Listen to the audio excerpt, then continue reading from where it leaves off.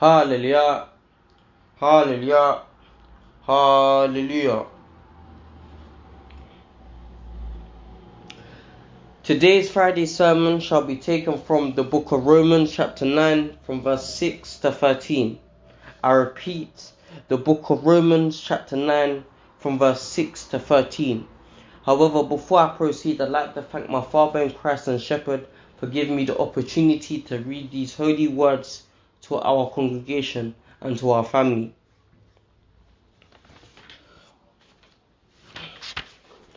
Paul introduces us by explaining that even though Israel has an unbelief in Jesus Christ, it does not mean the Lord's words have no effect.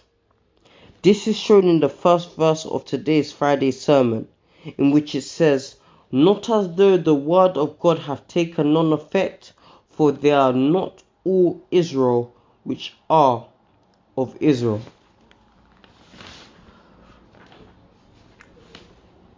So when I have read this text in which Paul tries to prove points onto the people of Israel, I can see that the main purpose of Paul's speech is to find out who constitutes the called, that is, the true people of God. In so doing, he will be able to show that God's words has not failed, because God's words is being fulfilled in the true people, the true Israel, by asserting the sovereignty of God in this passage. Paul shows that no amount of unbelief among Jews can prevent God's words from coming to pass, reminding us of Paul's words in chapter 3 verse 4, in which it says, "Let God be true and every man a liar."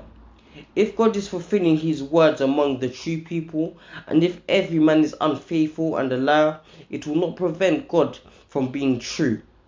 Then it is clear that God's word has not failed. In fact, it has come to pass. Paul uses other texts in Genesis involving Isaac and Ishmael, and Jacob and Esau, to demonstrate that the true people of God are not natural descendants of Abraham, but the children of promise.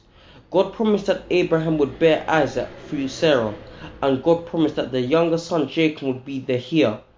These were sovereign decisions made by God, not the result of human striving, not the result of human effort, or not the result of human works. At this point, Calvinists and Arminians are in agreement. It is with the implications of this truth that the two sides diverge.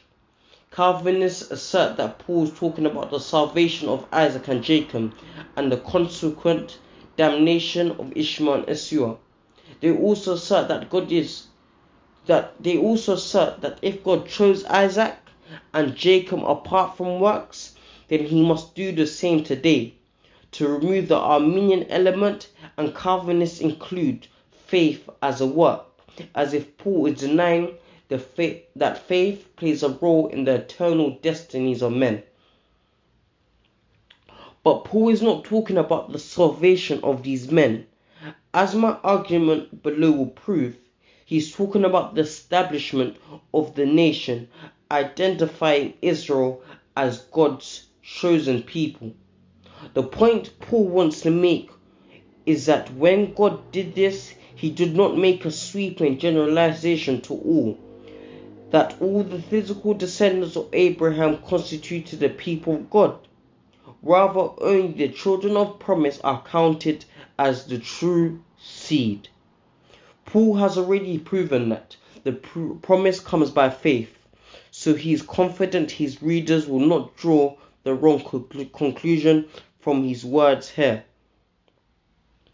God treated Israel unconditionally as his special people to bring salvation to all earth, but who gets included in the people is conditional and is based utterly on faith.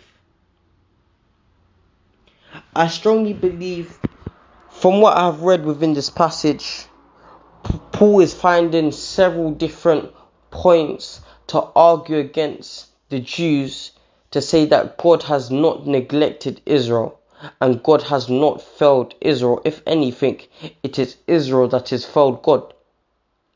I strongly believe that within this text, as Christians, the main thing we have to learn and take from it is that no matter what, we should always have faith in God. No matter what we think has happened, no matter what we think may happen, we should always know that God is watching down on us and will always be looking out for us and making sure that we go on a straight, narrow path to success. I've also concluded that God aims to show that not every person has been promised the same blessing. Everyone's path, destiny is different. Everyone's blessings that they will receive is different. However, if your faith remains strong, your blessings will come. This is the end of today's sermon. May God bless these holy words.